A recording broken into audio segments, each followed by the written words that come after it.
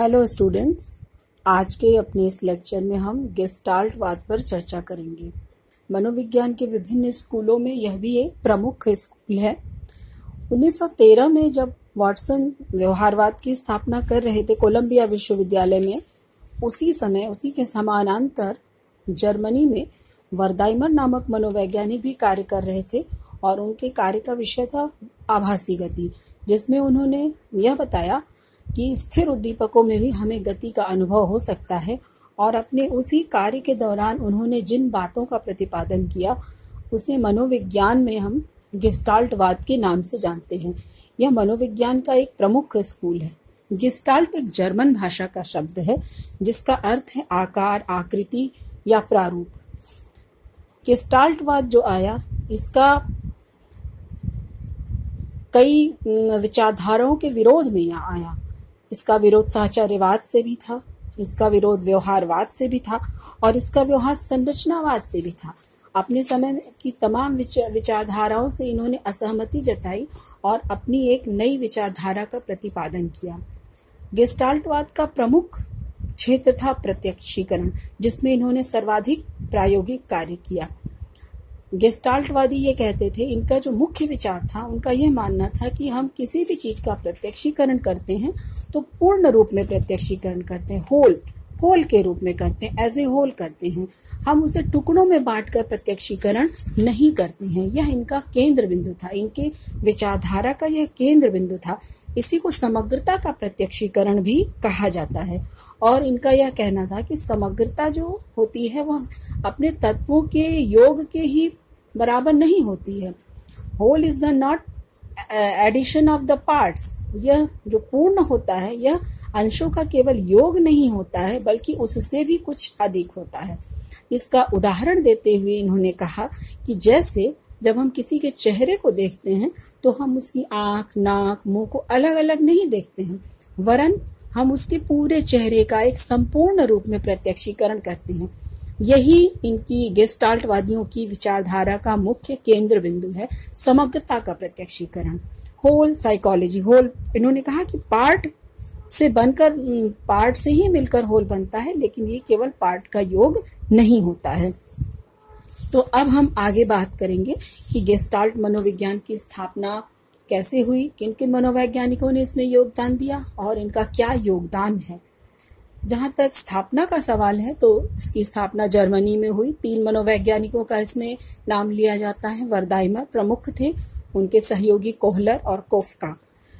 ये 3 मनोवैज्ञानिकों ने मनोविज्ञान के अलग अलग क्षेत्रों में जिन बातों का प्रतिपादन किया उन्हें ही हम समेकित रूप में गेस्टाल्ट मनोविज्ञान के रूप से जानते हैं। गेस्टाल्ट मनोविज्ञान के पूर्ववर्ती कारकों में जो इनसे पहले की प्रचलित विचारधाराएं थी, उससे चूंकि इन्होंने अपनी असहमति जाहिर की थी, इसलिए इनका यह विचार आया।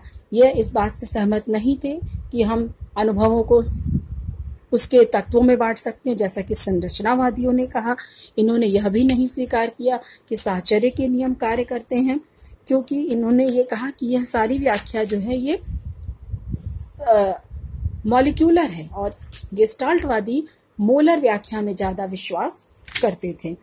इन्होंने व्यवहारवाद, संरचनावाद, साहचर्यवाद इन सब से अपनी असहमति जताई और जिस विचारधारा को आगे बढ़ाया वही गेस्टाल्टवाद है।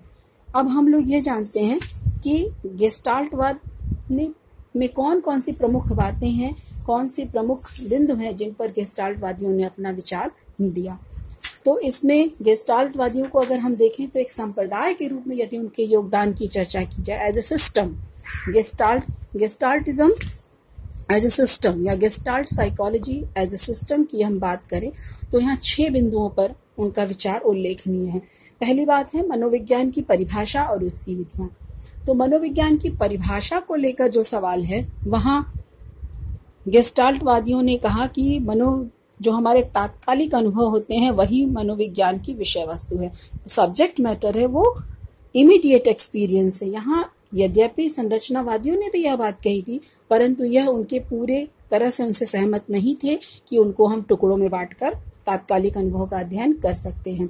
यहाँ इनका जो तात्पर्य था उसका यह था कि तात्कालिक अनुभव अर्थात स्मृति का, चिंतन का, प्रत्यक्षीकरण का, सीखने का हमें मनोविज्ञान में अध्ययन करना चाहिए। कुछ हद तक इन्होंने व्यवहार को भी शामिल किया।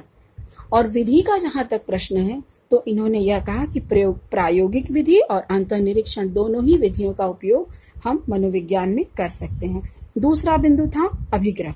तो यहाँ इनके अभिग्रह दो हैं, प्राथमिक अभिग्रह और द्वितीयक अभिग्रह। प्राइमरी एजम्पशन इनका यही था कि मनोविज्ञान में हमें होल पार्ट साइकोलॉजी प्रमुख है। होल पार्ट साइकोलॉजी का मतलब ये है कि हम जो कुछ भी अनुभव करते हैं, जो हमारे तात्कालिक अनुभव हैं, वह संपूर्ण होते हैं, समग्र होते हैं, उन्हें हम टुकड़ों में नहीं बांट सकते हैं। जो तात्कालिक अनुभव है वह अपने आप में पूर्ण होता है, किसी भी अनुभव को हम टुकड़ों में नहीं बांट सकते हैं। और किसी भी पूर्ण का जो अनुभव होता है वह उसके टुकड़ों का महज योग ही नहीं होता है। यह इनका प्राथमिक अभिग्रह था।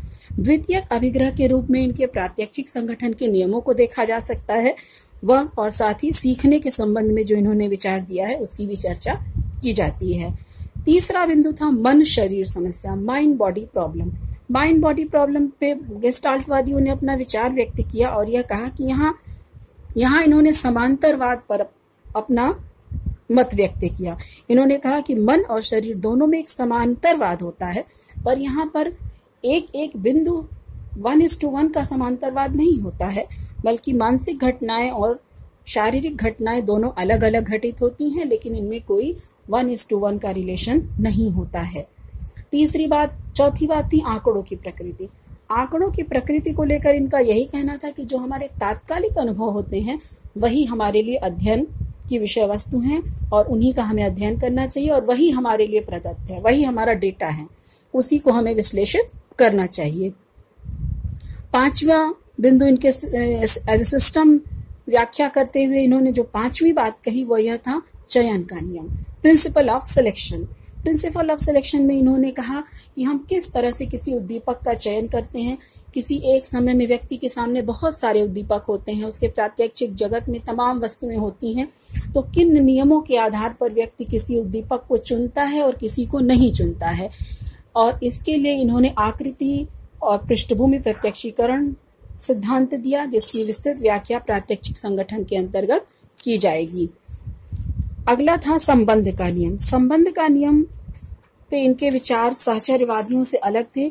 इनका यह कहना है कि हम दो उद्दीपक और अनुक्रिया के बीच संबंध उस तरह से स्थापित नहीं होता है जैसा कि साहचर्यवादी मानते हैं, क्योंकि इनका यह कहना है कि हमारे जो तात्कालिक अनुभव होते हैं वो पूर्ण होते हैं, उन्हें हम तत्वों में नहीं बांट सकते हैं। इसलिए साहचर्य के नियम भी उस तरह से कार्य नहीं करते हैं जैसे कि साहचर्यवादियों ने कहे। तो इस तरह से इन बिंदुओं पर गेस्टाल्टवादियों ने अपने विचार व्यक्त किए, जिन्हें हम Gestalt psychology as a system कहते हैं। धन्यवाद।